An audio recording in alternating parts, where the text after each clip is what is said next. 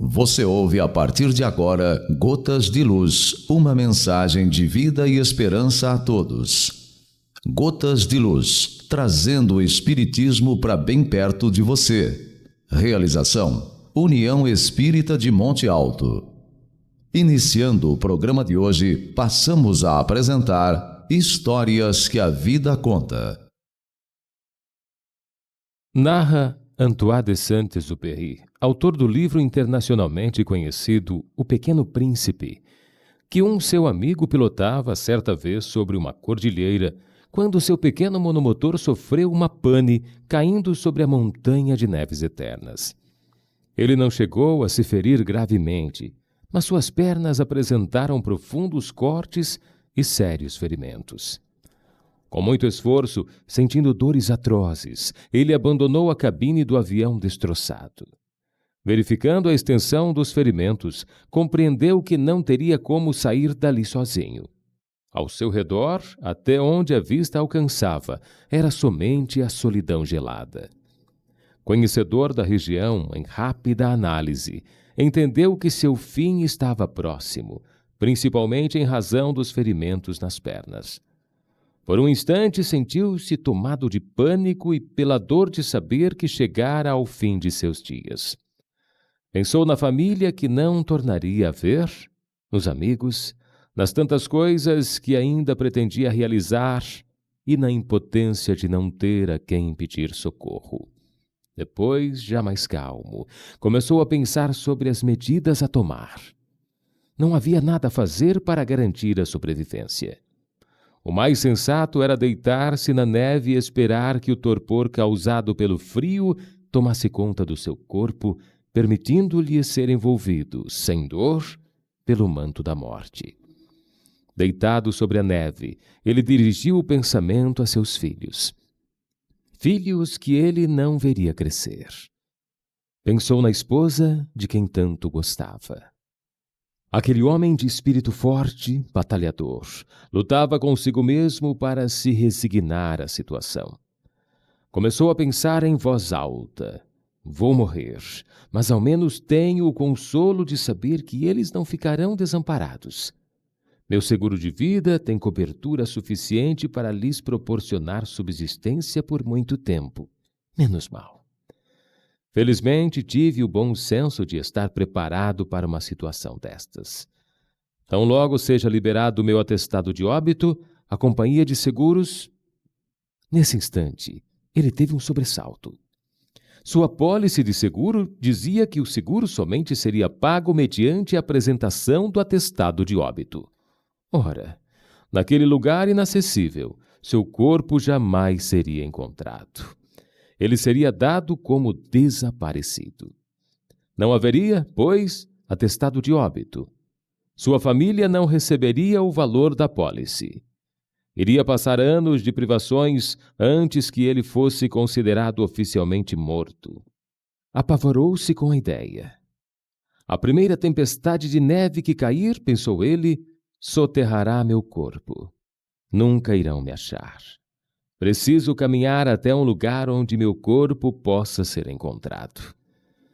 Ele sabia que ao pé da cordilheira havia um povoado. Precisava chegar até lá para que o seu corpo fosse encontrado. Reuniu todas as forças que ainda lhe restavam. Ficou de pé. Foi preciso um esforço enorme para não cair. A dor era quase insuportável. Consciente da distância que teria que percorrer, estabeleceu a meta de dar um passo. Jogou uma perna para frente e disse: só um passo. E foi. Jogou a outra perna e pensou: só um passo. E assim, caminhou o dia todo. Só um passo. Vencido pela dor e pelo cansaço, ele vislumbrou uns vultos. Deviam ser caçadores. Deixou-se escorregar para o chão e concluiu: agora eu já posso morrer. Dias depois, no hospital, abriu os olhos e a primeira imagem que viu foi o da esposa ao seu lado. Ele teve alguns dedos de um dos pés amputados, pois haviam sido congelados pela neve. Mas continuou vivo, por muito tempo. O exemplo desse piloto deixa bem clara a importância da estipulação de metas bem definidas. A curto prazo, só um passo. A médio prazo, chegar ao pé da montanha. A longo prazo, ter seu corpo localizado. Por isso, estabeleça suas metas e dê logo o primeiro passo. Se uma emergência obrigá-lo a fazer mudanças nos planos, os ajustes poderão ser feitos com pequenos passos complementares. Mas, para isso, é necessário saber para onde você quer ir. A primeira condição para se realizar alguma coisa é não querer fazer tudo ao mesmo tempo.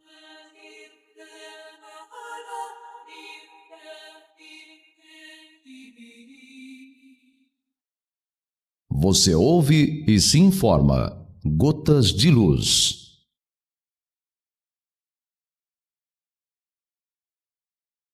Programa Gotas de Luz. O título da história que acabamos de ouvir, Só Mais um Passo. O programa de hoje, Atitudes para Vencer, preparado por Tadeu Veronese Nunes. O objetivo do programa de hoje é fornecer subsídios para uma reflexão mais ampla sobre a tão propalada reforma íntima, entendida por nós como uma mudança comportamental, uma possibilidade de mudança do nosso modo de pensar e de agir. Tadeu, vamos à definição, primeiramente, de atitude e comportamento. Atitude significa uma maneira organizada e coerente de pensar, sentir e reagir em relação a grupos, questões, outros seres humanos ou, mais especificamente, a acontecimentos ocorridos em nosso meio circundante. Faz junção, quer dizer, união entre a opinião, que é o comportamento mental e verbal, e a conduta, que é o comportamento ativo, e indica o que interiormente estamos dispostos a fazer. Pode-se dizer também que é a predisposição a reagir a um estímulo de maneira positiva ou negativa. Na história, tivemos o exemplo do piloto que nos mostrou de uma forma bem clara a importância da estipulação de metas bem definidas. A curto prazo, só um passo. A médio prazo, chegar ao pé da montanha. A longo prazo, ter seu corpo localizado. Agora, comportamento é o conjunto organizado das operações selecionadas em função das informações recebidas do ambiente, através das quais o indivíduo integra suas tendências. Em sentido mais geral, designa a mudança, o movimento ou a reação de qualquer entidade ou sistema em relação ao seu ambiente ou situação. Mudar significa tornar-se diferente do que era, física e moralmente. Resumindo, a atitude é intenção, o comportamento é ação. Por isso, o piloto estabeleceu suas metas e deu logo o primeiro passo. Muito bem, você deu a definição, como eu pedi, e também relacionou atitude e comportamento à história que acabamos de ouvir. Agora, como proceder para alcançar mudança de atitude e de comportamento, Tadeu? Levar para o lado prático mesmo. Como a atitude é uma intenção de se comportar de uma certa maneira, a intenção pode ser ou não consumada, dependendo da situação ou das circunstâncias. Mudança nas atitudes de uma pessoa podem demorar muito para causar mudanças de comportamento, que em alguns casos podem nem chegar a ocorrer. Embora as tentativas de modificar ou substituir atitudes assentem nos mesmos princípios de aprendizagem, é evidentemente muito mais difícil mudar ou esquecer atitudes do que aprendê-las. Basicamente, as pessoas buscam uma sensação de equilíbrio entre suas crenças, atitudes e comportamentos. A isso damos o nome de dissonância cognitiva. A teoria da dissonância cognitiva procura explicar como as pessoas reduzem os conflitos internos quando enfrentam um choque entre seus pensamentos e seus atos. Por exemplo, alguém que acha importante apoiar a indústria automobilística nacional, mas pensa que os carros importados são de melhor qualidade. poderá sentir alguma dissonância depois de ter comprado um carro nacional. Ele acaba raciocinando da seguinte forma: os carros nacionais são tão bons ou melhores que os importados.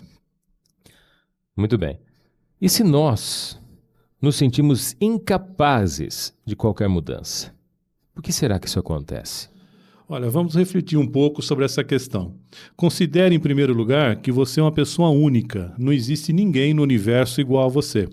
Você tem uma soma de experiências só suas. Tem sentimentos únicos e tem limites que são só seus. Então, é provável que ao tentar superar outra pessoa, tenha a sensação de que não é capaz e se frustre.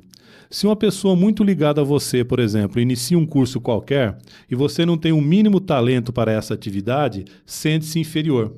Essas, entre outras situações, podem ocasionar desestímulo e sensação de fracasso. No entanto, ao admitir que você é um ser único e não há no universo ninguém igual a você, todas as frustrações desaparecem. Você, ao invés de olhar ao redor, tentando superar os outros, buscará conhecer suas próprias possibilidades, talentos e limitações, e buscará superar a si mesmo. Então, cada conquista, ainda que mínima, será uma vitória real. Considere que você, e somente você, deve servir de parâmetro quando se trata de conquistas próprias. As conquistas dos outros são dos outros, e todos tiveram ou têm limitações a superar ou talentos conquistados com os próprios esforços. Tadeu, você disse em sua resposta anterior, essa que acabamos de ouvir, que nós somos únicos. Não existe ninguém no universo igual a nós. E dentre as pessoas que estão nos ouvindo agora, muitas com certeza gostariam de ouvir você se aprofundar um pouquinho sobre esse assunto. Então, eu gostaria que você falasse mais sobre isso. Eu disse isso mesmo. Somos seres únicos e cada um de nós tem desafios diferentes. A vida é feita de desafios diários. Para quem não dispõe de movimentos nas pernas, transportar-se da cama para a cadeira de rodas a cada manhã é um desafio. Para quem sofreu um acidente e está reaprendendo a andar, o desafio está em apoiar-se nas barras, na sala de reabilitação e tentar mover um pé, depois o outro. Para quem perdeu a visão, o grande desafio é adaptar-se à nova realidade, aprendendo a ouvir, a tatear, a movimentar-se entre os obstáculos sem esbarrar. É aprender um novo alfabeto, é ler com os dedos, é adquirir nova independência de movimento e ação. Para o analfabeto adulto, o maior desafio é dominar aqueles sinais que significam letras, que colocados uns ao lado dos outros formam palavras, que formam frases. É conseguir tomar o lápis e escrever o próprio nome em letras de forma. É conseguir ler o letreiro do ônibus, identificando aquele que deverá utilizar para chegar ao seu lar. Cada qual, dentro de sua realidade, de sua vivência, apontará o que lhe constitui o maior desafio. Dominar a técnica da pintura, da escultura, da música, da dança. Ser um as no esporte, ser o primeiro da classe, passar no vestibular, ser aprovado num concurso que lhe garantirá um emprego. Ser aceito pela sociedade e ser amado. Para vencer um desafio, é preciso ter disciplina, ser persistente, ser diplomático, saber perdoar-se e perdoar aos outros. E eu continuo aqui, Tadeu. Seria ser otimista quando os demais estão pessimistas, ser realista quando os demais estão com os pensamentos na lua. É saber sonhar e ir em frente, Tadeu? Isso mesmo, é persistir mesmo quando ninguém consiga nos imaginar como um prêmio Nobel de Química, um pai de família, um professor, prefeito ou programador. Acima de tudo, o maior desafio para deficientes, negros, brancos, japoneses, americanos, brasileiros e argentinos, para todo ser humano, é fazer. Fazer o que promete, dar o primeiro passo, o segundo, o terceiro, ir em frente. Com que frequência se escutam pessoas dizendo que vão fazer regime, que vão estudar mais, que vão fazer exercício todo dia, que vão ler mais, que vão assistir menos televisão, que vão... Falar, reclamar ou criticar são os passatempos mais populares do mundo. perdendo só talvez para o passatempo de culpar os outros pelo que lhe acontece. Então, o maior desafio é fazer. E não adianta você dizer que não deu certo o que pretendia porque é cego, ou porque é negro, ou porque é amarelo, ou porque você é brasileiro, ou porque mora numa casa amarela, ou porque não teve tempo. Vamos aproveitar o tema do programa, atitudes para vencer. E eu pergunto, então, ter atitude para vencer é aprender com os erros? Aprenda com os erros, isso mesmo. Quando algo não der certo, você poderá tentar de maneira diferente. Agora você já sabe que daquele jeito não dá. Você pode treinar mais, você pode conseguir ajuda, pode estudar mais, pode se inspirar com sábios amigos ou com amigos dos seus amigos. Para tentar novas ideias, pode dividir seu objetivo em várias etapas e tentar uma de cada vez, em vez de tentar tudo de uma vez só. Você pode fazer o que quiser, só não pode sentir pena de si mesmo. Você não pode desistir dos seus sonhos. Problemas são desafios, dificuldades são testes de promoção espiritual. Insucesso é ocorrência perfeitamente natural que acontece a toda e qualquer criatura.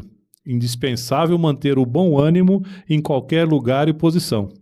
O pior que pode acontecer a alguém é se entregar ao desânimo, apagando a chama íntima da fé e caminhar em plena escuridão. Assim, confie em Deus e com coragem prossegue de espírito tranquilo.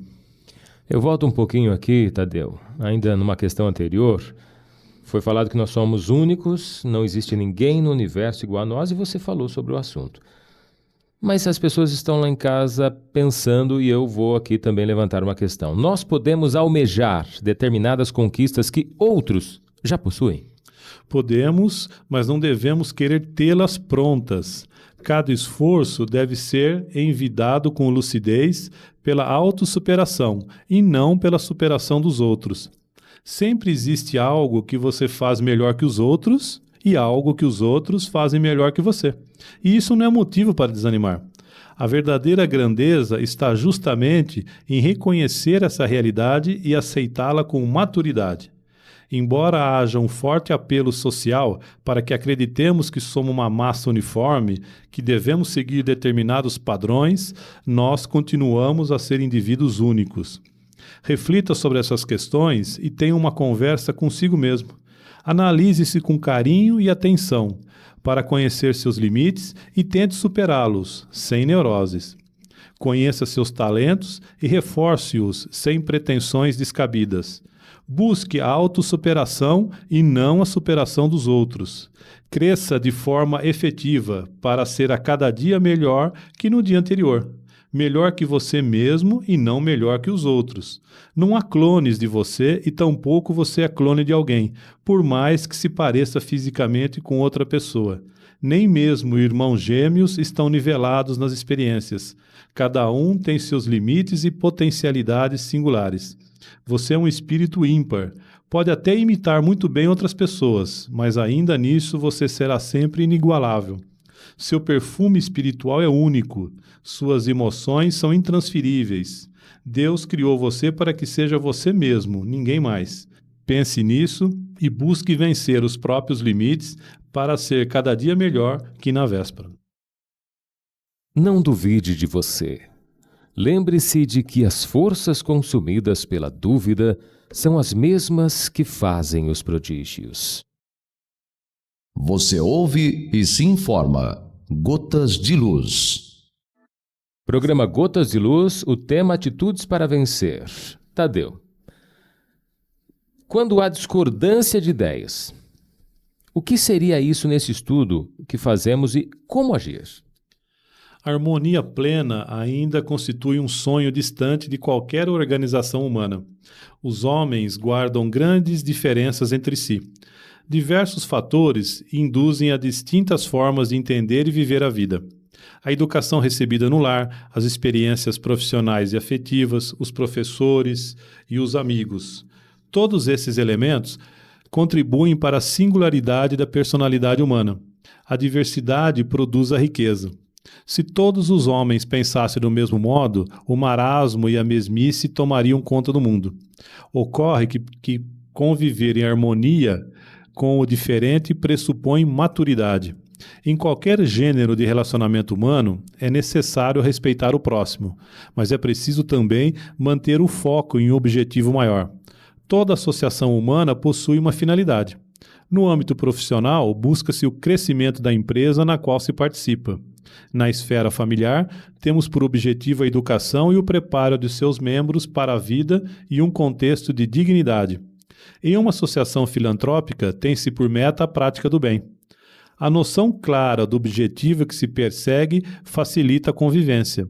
O fato de alguém discordar de suas ideias não significa que esteja contra você. O relevante é verificar qual é o modo mais eficiente de atingir a meta almejada pelo grupo. A convivência humana raramente deixa de produzir algum atrito. Você falou atrito e eu pergunto a você. Quando eles surgirem, porque é natural que surjam também, né? É bem natural. Quando surgirem esses atritos, é preciso saber calar a discórdia, Tadeu. Isso mesmo, olha que tema bonito, né? Calar a discórdia. Então, se você vai para o embate de ideias e posições, isso não é ruim. A agressividade e o radicalismo sempre o são. Pense sobre as instituições que você integra. Sua presença em tais ambientes visa ao interesse coletivo ou à exaltação do seu ego? É melhor afastar-se delas do que, por mesquinharia, ser causa de desestabilização e brigas. Mas o ideal é aprender a sacrificar seu interesse pessoal em prol de uma causa maior. Se uma controvérsia surge, reflita com serenidade sobre os pontos de vista envolvidos. Caso sua posição não seja defensável, abdique dela, abra mão dela. Procure ser um elemento pacificador nos meios em que se movimenta. Há pouca coisa tão cansativa quanto um altercador contumaz, os famosos sempre do contra. Certas posturas são toleráveis apenas em pessoas muito jovens.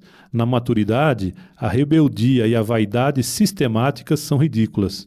Não canse seus semelhantes com posições inflexíveis e injustificáveis. Aprenda a ceder e a compatibilizar, quando isso não comprometer sua honestidade e sua ética. De que lhe adianta vencer um debate se a causa que você defende sofre com isso? O homem sábio identifica quando deve avançar e quando deve recuar, mas sempre o faz de forma sincera e digna. De nada adianta afetar concordância e semear a discórdia nos bastidores. A dissimulação e a intriga são indignas de uma pessoa honrada. Reflita sobre isso quando se vir envolvido em debates e contendas.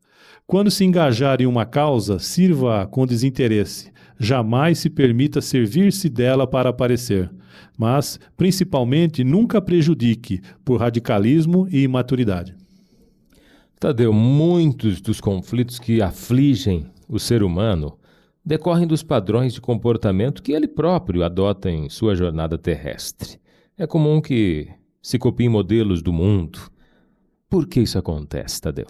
Os modelos do mundo, como você citou, entusiasmam por pouco tempo, sem que se analisem as consequências que esses modos comportamentais podem acarretar. Não se tem dado a devida importância ao crescimento e ao progresso individual dos seres. Alguns creem que os próprios equívocos são menores do que os erros dos outros. Outros supõem que, embora o tempo passe para todos, não passará do mesmo modo para eles. Iludem-se no sentido de que a severidade das leis da consciência atingirá somente os outros. Embriagados pelo orgulho e pelo egoísmo, deixam-se levar pelos desvarios da multidão sem refletir a respeito do que é necessário realmente buscar-se. É chegado o momento em que nós, espíritos em estágio de progresso na Terra, devemos procurar superar de forma verdadeira o disfarçado egoísmo em busca de inadiável renovação. Provocados pela perversidade que campeia, hajamos em silêncio, por meio da oração que nos resguarda a tranquilidade. Gastemos nossas energias excedentes na atividade fraternal e voltada à verdadeira caridade. Cultivemos a paciência e aguardemos a bênção do tempo que tudo vence. Prossigamos no compromisso abraçado, sem desânimo, sem vãs ilusões, confiando sempre no valor do bem. É muito fácil desistir do esforço nobre, comprazer-se por um momento, tornar-se igual aos demais nas suas manifestações inferiores. Todavia, os estímulos e gozos de hoje no campo das paixões desgovernadas caracterizam-se pelo sabor dos destemperos que se converte em ácido e fel passados os primeiros momentos. Aprendamos a controlar nossas más inclinações e lograremos vencer se perseverarmos no bom combate. Convertamos sombras em luz.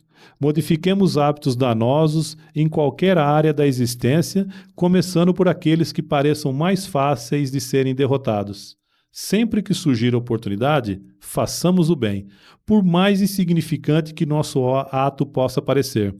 Geremos um momento útil e aproveitemo-lo. Não nos cabe aguardar pelas realizações grandiosas e tampouco podemos esperar glorificação pelos nossos acertos.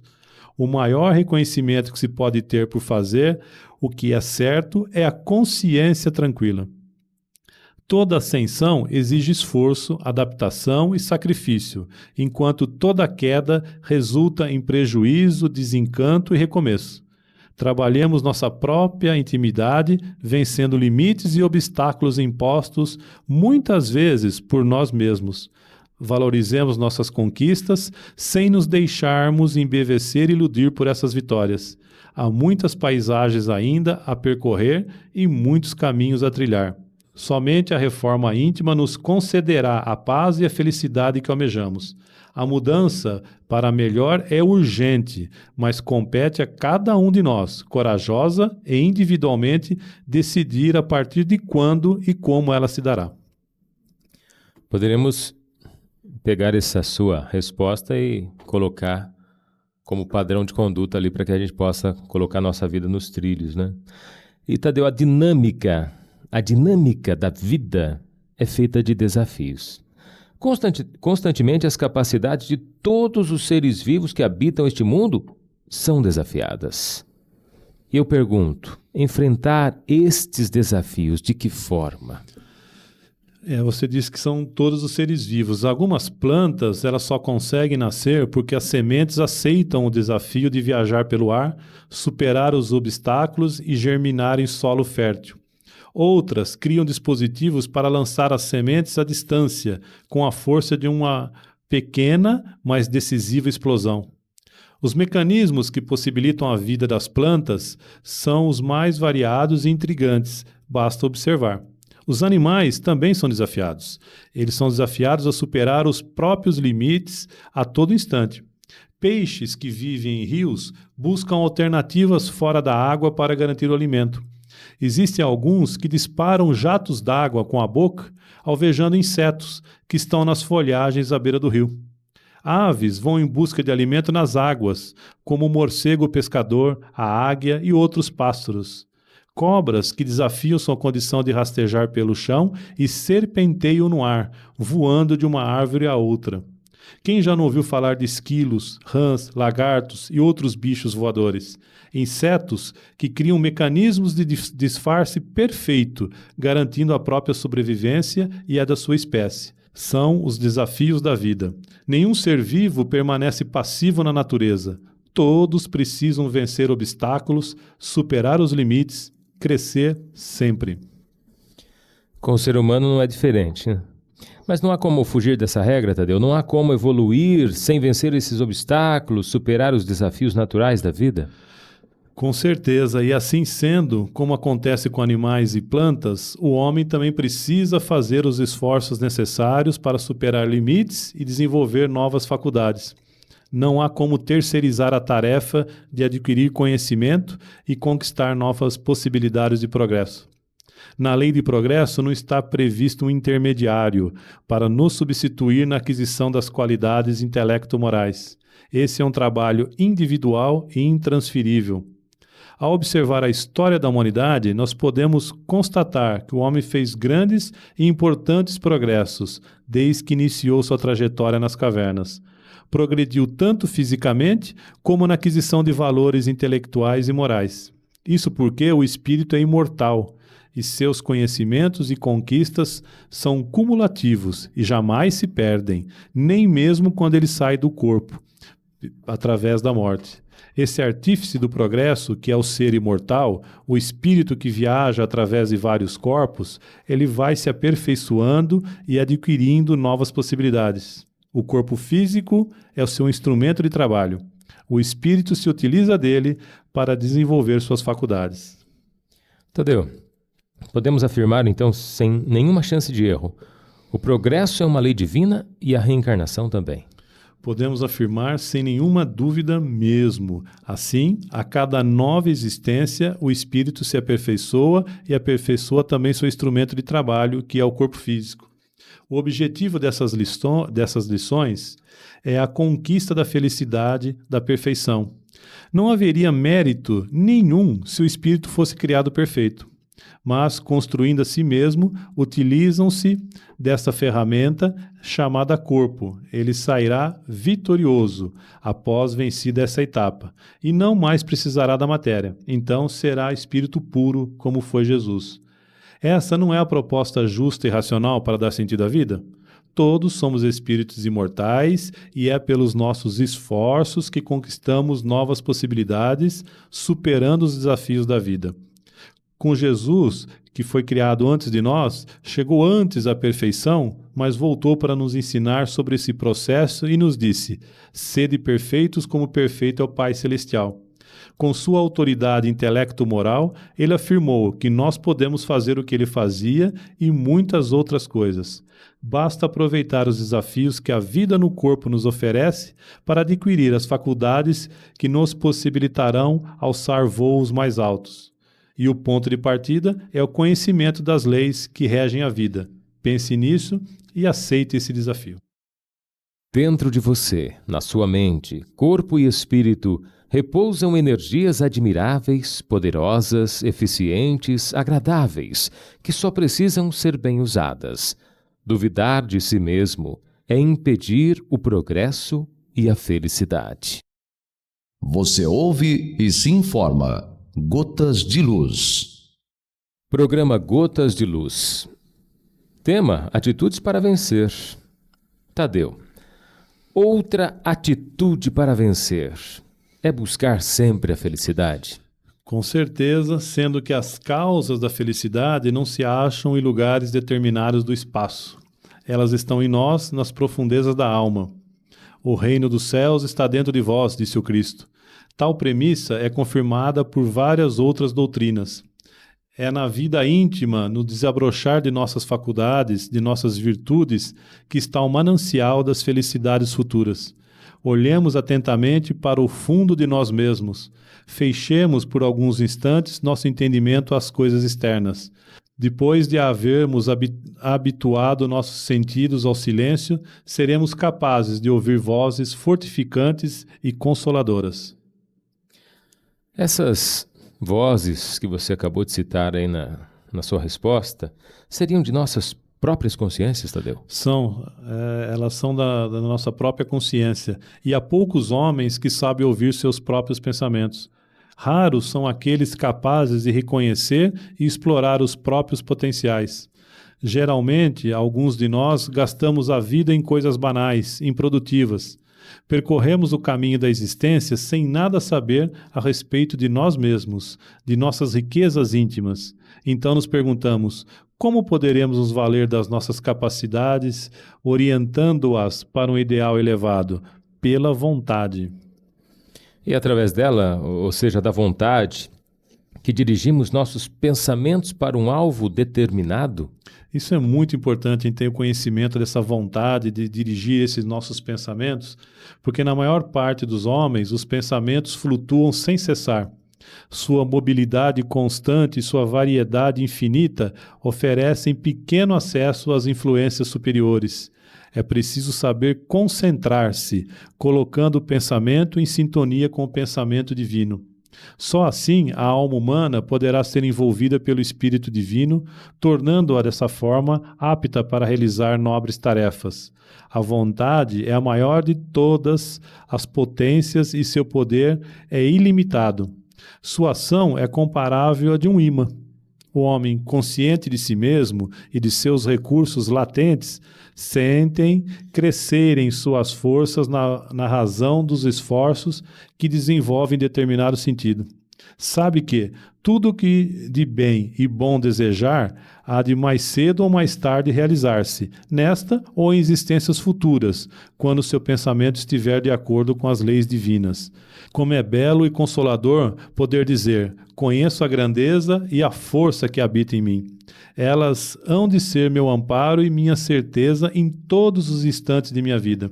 Com o auxílio de Deus e dos benfeitores espirituais, hei de elevar-me acima de todas as dificuldades. Vencerei o mal que há em mim.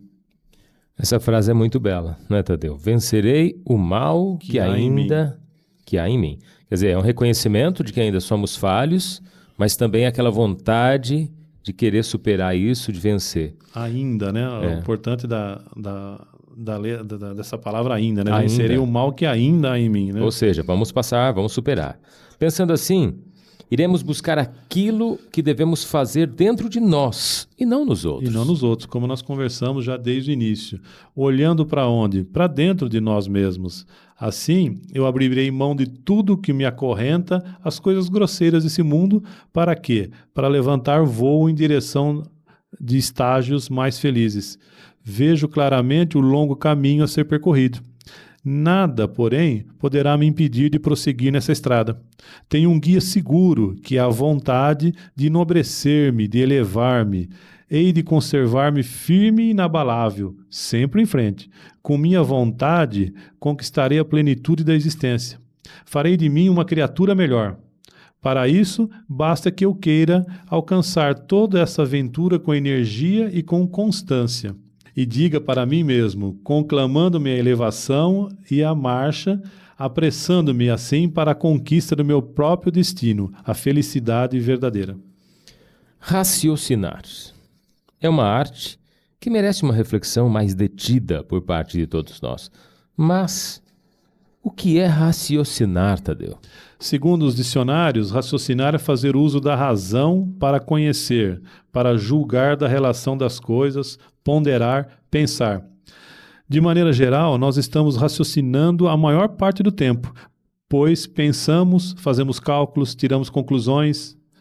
Todavia, quando se trata de tomar decisões em nossas ações diárias, parece que nossa capacidade de raciocinar fica prejudicada ou é abafada pelo egoísmo. Quando estamos no trânsito, por exemplo, e há um veículo atravessado na rua, cujo motorista espera que alguém lhe dê a vez para poder seguir, a razão diz que se o deixarmos passar, o tráfego fluirá muito melhor, beneficiando a todos, mas geralmente não é essa a nossa decisão.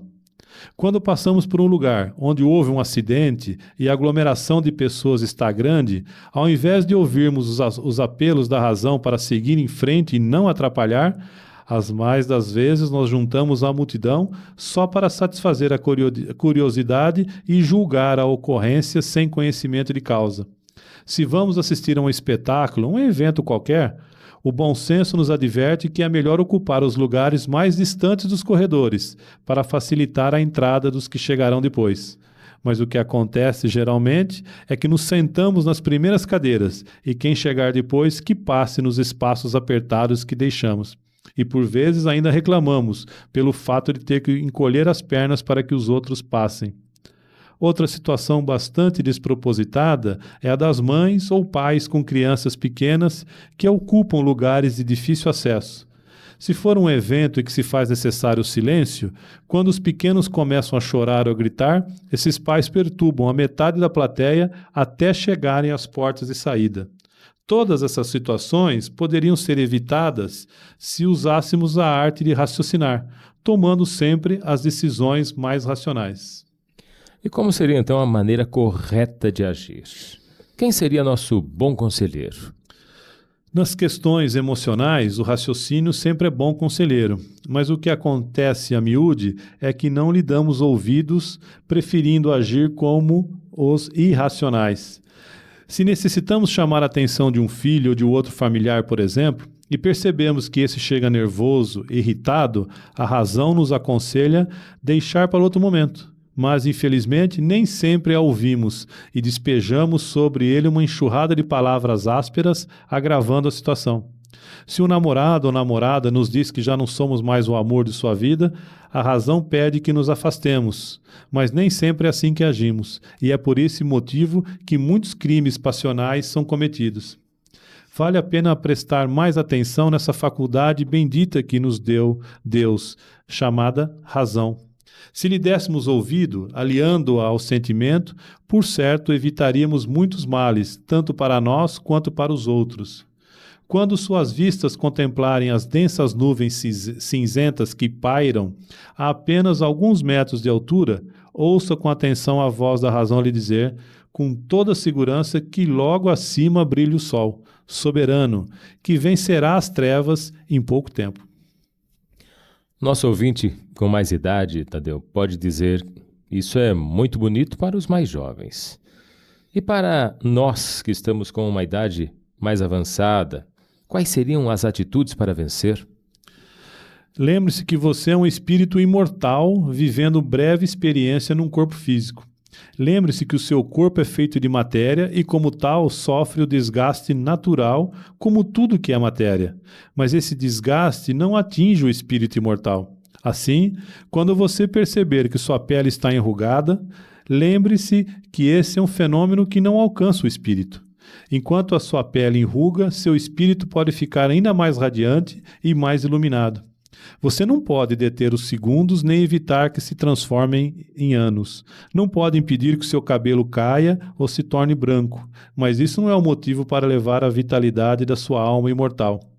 Sua esperança jamais poderá estar atrelada à sua forma física, pois o ser pensante que você é o mais importante e sobreviverá por toda a eternidade. Sua força e sua vitalidade independem de sua idade. Seu espírito é o agente capaz de espanar a poeira do tempo. Lembre-se que você não é um corpo que tem um espírito, é um espírito temporariamente vivendo num corpo físico. E esta é outra frase muito boa para uma reflexão, hein, Tadeu? Lembre-se que você não é um corpo que tem um espírito, é um espírito temporariamente vivendo num corpo físico. Fale um pouco mais sobre isso, Tadeu. Isso faz uma diferença enorme. Somos espíritos imortais vivendo num corpo físico e não o contrário. E chegará um dia em que você se deparará com uma linha de chegada e perceberá que logo à frente há outra linha de partida. A vida é feita de idas e vindas, partidas e chegadas. Isso me faz lembrar a música de Fernando Brant, que o Plínio Oliveira tão bem nos conta, mas isso é assunto para outro programa. Vamos seguir e dizer que um dia você terá que abandonar esse corpo, mas lembre-se que jamais abandonará a vida. Lembre-se que cada dia é uma oportunidade de viver e viver bem. Se acontecer de cometer um engano, não detenha o passo, siga em frente que logo adiante encontrará outro desafio. A vida é feita de desafios. Vencemos uns, somos vencidos por outros, mas não podemos deter o passo. E o maior de todos os desafios é vencer-se a si mesmo, usando a razão para não deixar-se dominar por vícios e prazeres excessivos e prejudiciais. Importante é não perder tempo vivendo de lembranças amargas e fotografias pela metade, amareladas e empoeiradas. O dia mais importante é o dia de hoje. E hoje você tem a oportunidade de reescrever a sua história, conhecer novas paisagens, colecionar imagens de cores vivas.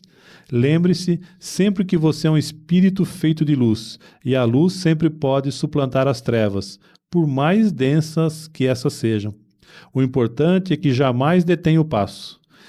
Lembrei-me agora de um texto de René Descartes, muito significativo, que diz o seguinte: as maiores almas são capazes dos maiores vícios, tanto quanto das maiores virtudes, e os que só andam muito lentamente podem avançar muito mais, se seguirem sempre o caminho reto, do que aqueles que correm e dele se distanciam. Aqui falamos de espírito imortal, de moral, quando citamos caminho reto. Caminhamos lentamente e para isso teremos inúmeras encarnações, mas chegaremos antes daqueles que se distanciam da parte moral. E se as forças físicas não lhe permitem mais correr como antes, andemos depressa, E se algo lhe impedir de andar depressa, caminhe lentamente, mas siga em frente. Seria isso? É isso mesmo. E se por algum motivo ainda não puder mais caminhar sem apoio, use bengalas, muletas, cadeira de roda, mas vá em frente. E se um dia você não puder mais movimentar seu corpo para continuar andando, voe com o pensamento. Seu pensamento, nada e ninguém pode deter. Você é livre para pensar, para aprender, para alcançar os céus em busca de esperança e paz. O essencial é que você não pare nunca. Deus não criou você para a derrota. Deus criou você para a vitória, para a felicidade plena. E essa conquista é parte que lhe cabe. Este é apenas um lembrete, pois um dia um sublime alguém já nos disse tudo isso e nós esquecemos. Esquecemos que ele saiu do corpo, mas jamais saiu da vida. O seu suave convite ainda paira no ar. Quem quiser vir após mim, tome a sua cruz, negue-se a si mesmo e siga-me. Esquecemos que ele afirmou com convicção e firmeza: nenhuma das ovelhas que o Pai me confiou se perderá. Eu sou uma de suas ovelhas e você também é. Não importa a que religião você pertença, não importa a que religião eu pertença. Somos as ovelhas que o Criador confiou ao sublime pastor da Galileia para que ele nos ensine o caminho que nos levará ao Pai. Esse é apenas um lembrete, que você pode até desconsiderar. Mas uma coisa é certa, você não deixará de existir como espírito imortal que é e não evitará os percalços e as lições da caminhada, porque você é filho de Deus. Tadeu, muito bom. Atitudes para vencer e que os nossos ouvintes possam usar o conteúdo de hoje para dar um passo. E depois mais outro, não é? No caminho da própria evolução. Tadeu, a bibliografia do programa de hoje. A equipe da redação do Momento Espírita, com vários textos: Revelações da Luz, de Raul Teixeira, pelo Espírito Camilo; Vigilância, de Divaldo Pereira Franco, pelo Espírito Joana de Ângeles; Convites da Vida, de Divaldo Pereira Franco, também pelo Espírito Joana de Ângeles; O Problema do Ser, do Destino e da Dor, de Leon Denis; A Gênese e o Livro dos Espíritos, de Allan Kardec. Encerrando o programa de hoje, ouça agora a mensagem final. Empregue a sabedoria. Por ser chave de tudo, ela mexe nas fechaduras do dia a dia, dos problemas, emoções, convicções, anseios e realiza o que se pode realizar. Use de sabedoria e saiba lidar consigo mesmo, ser forte, valoroso e digno. Pense assim: tenho uma força interior que de mim espera sabedoria. Quanto mais sabedoria conquistar, melhor posso ser para mim e para os outros. A sabedoria é o braço direito da felicidade. Tenham todos muita paz e até o próximo Gotas de Luz.